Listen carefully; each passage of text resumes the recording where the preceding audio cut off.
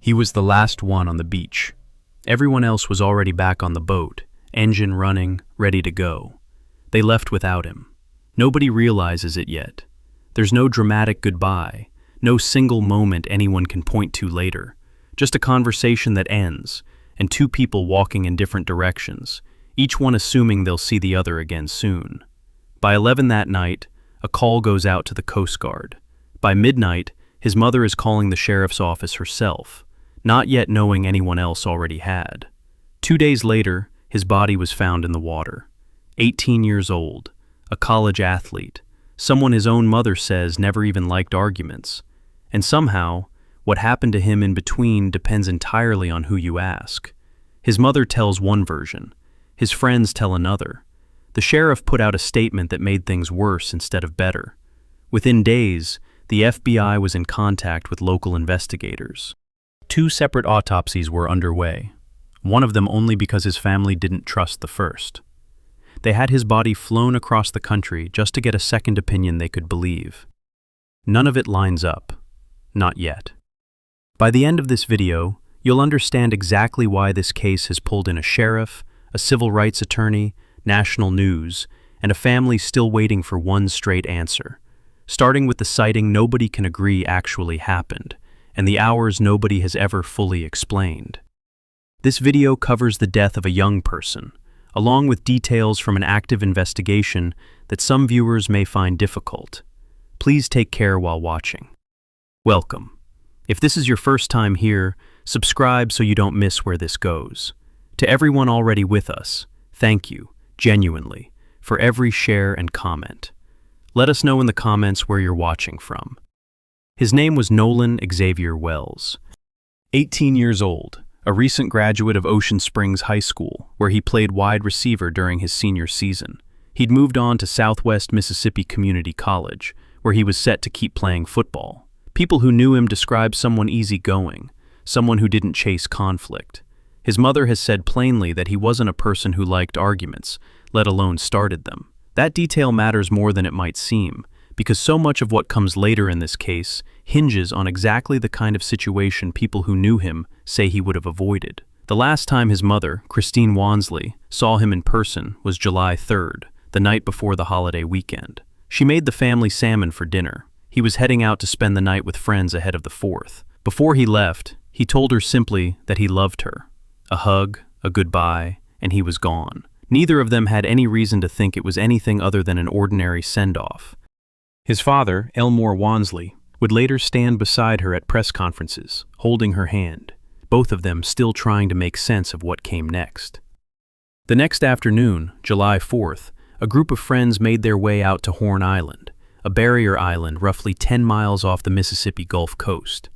It's part of the Gulf Islands National Seashore, managed by the National Park Service, and it's remote in a very literal sense. No roads in, no cell service, no shelter, no drinking water, nothing but sand, tide, and whoever else decided to boat out that day. It's popular for exactly that reason. On the 4th of July, the beach was crowded, boats anchored along the shoreline, groups of people scattered across the sand, some of them drinking. It was, by most accounts, an ordinary holiday scene. Somewhere in that crowd, Nolan ended up in a conversation with a young woman. What was said in that conversation, and what each of them understood from it, is where this case starts to split into 2 different stories. According to Sheriff John Ledbetter, when Nolan's friends were ready to leave the island, he chose to stay behind. From what we understand, he chose to stay there, Ledbetter told reporters. That account has not gone unchallenged. Javon Williams, one of the friends who was on the trip, has since gone on record pushing back on that version, saying it doesn't match the person he knew. 2 accounts, describing the same afternoon, that don't fully agree with each other, and neither one, on its own, tells us exactly what happened next. Subscribe now if you want to see where this contradiction leads, because it's the thread this entire case keeps circling back to. The young woman Nolan was talking to has since been identified as Katie McCormack. She has not given a direct, on-record interview publicly. What's known about her side of the story comes through her family, specifically her mother, Gracie McCormack, who confirmed publicly that Katie was the person with Nolan that day. According to that account, Katie believed, based on her conversation with him, that he was getting ready to rejoin his friends on the boat. She didn't stay to watch him do it. She simply assumed it, the way anyone does after a conversation ends and the other person turns to walk away. Katie herself made it home safely that day on a different boat, with different people. Her mother has been clear about one thing in particular. Katie has no real insight into what happened to Nolan after the two of them parted ways. Her account doesn't claim to know anything beyond that moment. That night, two separate people made two separate calls, each unaware the other had already reached out. Around 11 p.m., a friend who had been on the trip contacted the Coast Guard to report Nolan missing. Separately, closer to midnight, Christine Wansley contacted the sheriff's office herself, not yet knowing anyone else had already raised the alarm. Two reports, two different starting points, converging on the same fear. By the next day, the search had grown well beyond what a single sheriff's department could manage alone. The United Cajun Navy, a volunteer search and rescue group based in Louisiana, joined the effort. Vice President Brian Trasher, who took part in the search, later described the conditions on that stretch of Horn Island, a beach packed with boats and people, and water that can shift from a few feet deep to 20 feet deep within just a handful of steps. He noted that if someone had gone into the water there, strong rip currents that day could have made things far more dangerous than they might look from the shore. The Mississippi Department of Marine Resources was also involved in coordinating the search, working alongside the Coast Guard. For nearly 2 days, there were no answers. Then, on the morning of Monday, July 6th, a National Park Service agent found him in the water, off the shoreline of the island. The search for a missing person was over. What began next was something different, an investigation into how and why an 18-year-old ended up there in the first place. That same day, the sheriff's office released a statement saying no foul play was suspected. It was meant, most likely, as a factual update. Nothing at that point pointed to an obvious crime. Instead, it became one of the most criticized phrases of the entire case. Confusion turned to anger online almost immediately, and much of that anger wasn't only about the wording. In the photos circulating from the trip, Nolan appears to be the only black member of a friend group that is otherwise white, a detail that, for many people watching this story unfold, carried its own weight, tied to a much longer history in Mississippi that a lot of people don't consider resolved. Officials have said the sheriff's choice of words may have simply been a poor one, meant to convey that there were no obvious, immediate signs of foul play, not a final conclusion about what happened. Whether that distinction actually helped is a separate question. 2 autopsies followed, running on separate tracks. The Jackson County Coroner's Office, led by Bruce Lind, requested that the state autopsy be conducted by the Mississippi State Medical Examiner's Office, in part because of the condition in which Nolan's body was found, and in part to determine definitively whether there was any sign of trauma. At the same time, the family, through attorney Ben Crump, arranged for an independent autopsy in Washington, D.C., deliberately choosing a doctor with no ties to Mississippi law enforcement.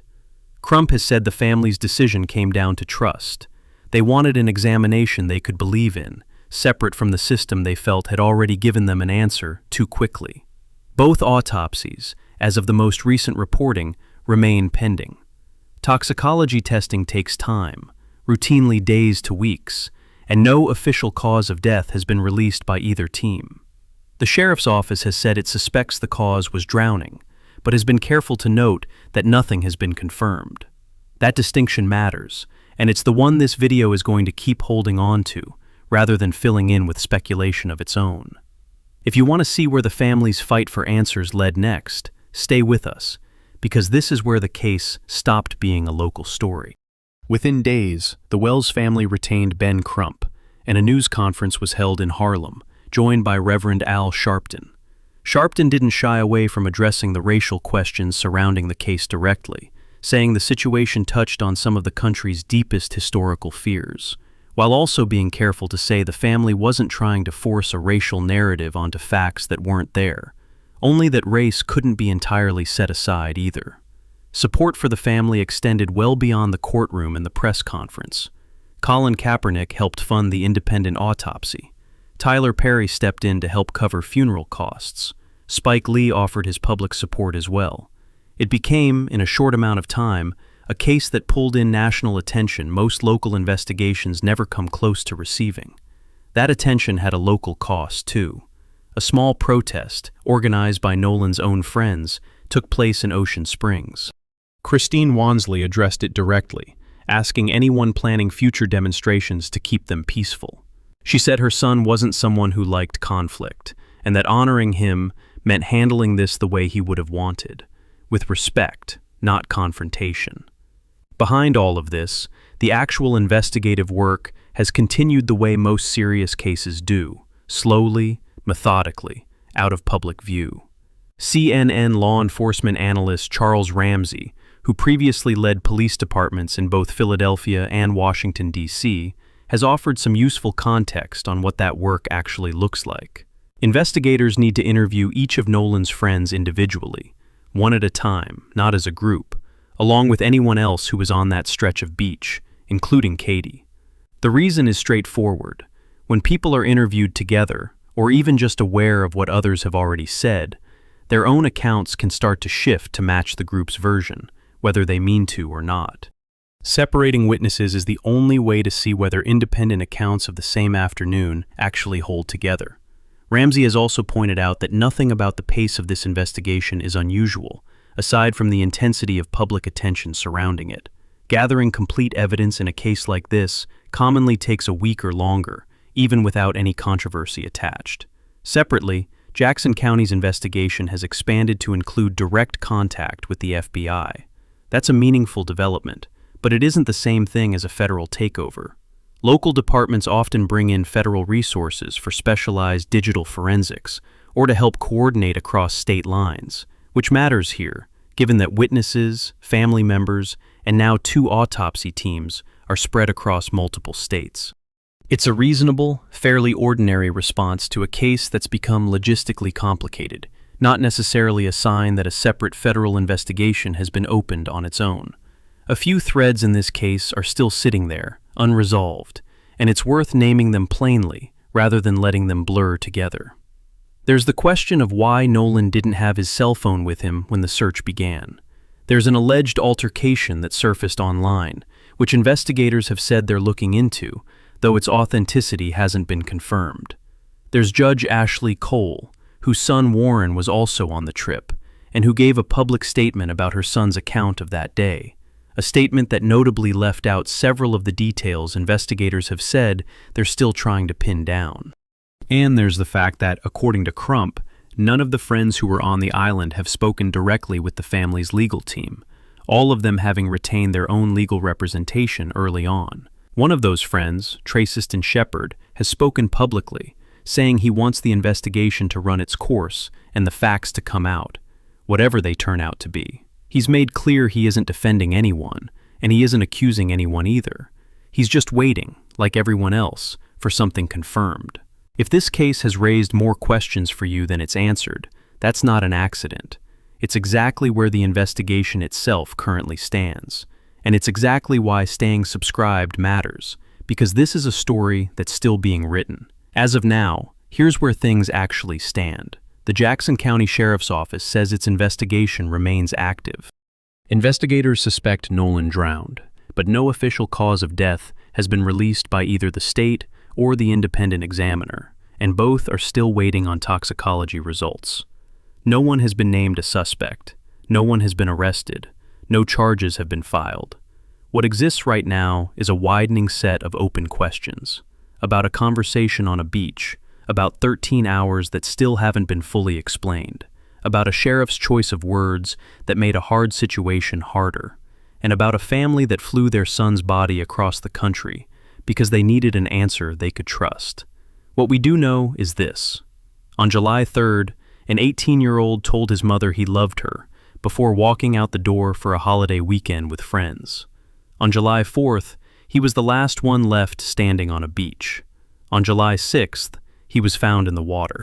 Everything else, every account, every statement, every piece of evidence still being tested, is still being pieced together, one confirmed detail at a time, by people who, like his family, are still waiting for an answer solid enough to stand on. We'll keep following this case as new information is confirmed, and we won't get ahead of what investigators actually know. If this update helped you understand where things stand, subscribe so you don't miss the next one, and let us know in the comments where you're watching from. Thank you for being here. In the space where official answers should be, something else has moved in instead. In the time since Nolan's body was found, a steady stream of claims has circulated online. Some of it honest speculation, clearly labeled as guesswork. Some of it deliberately misleading, dressed up to look more certain than it actually is. A few of these claims have borrowed real details from the case, a name, a location, a piece of language investigators actually used, and mixed them with things nobody has confirmed, which makes the false version harder to separate from the true one at a glance. Multiple national outlets have specifically reported on how much of this case is now being shaped by that gap between what's known and what's assumed. It's a pattern that shows up in almost every high-attention investigation. When official results take time, and they often have to, something tends to fill the silence, whether or not there's anything real behind it. The responsible position, the only one that actually holds up, is the same one investigators themselves are stuck with. Wait for something confirmed. Not something that sounds confirmed. Not something that's been repeated enough times to feel true. Something an official source has actually put their name on. That's a harder position to hold than it sounds, especially for a family that's already waited weeks for a single definitive answer about what happened to their son. Christine Wansley has said as much herself, that the hardest part isn't just the grief, it's not knowing, and watching strangers online claim to know anyway.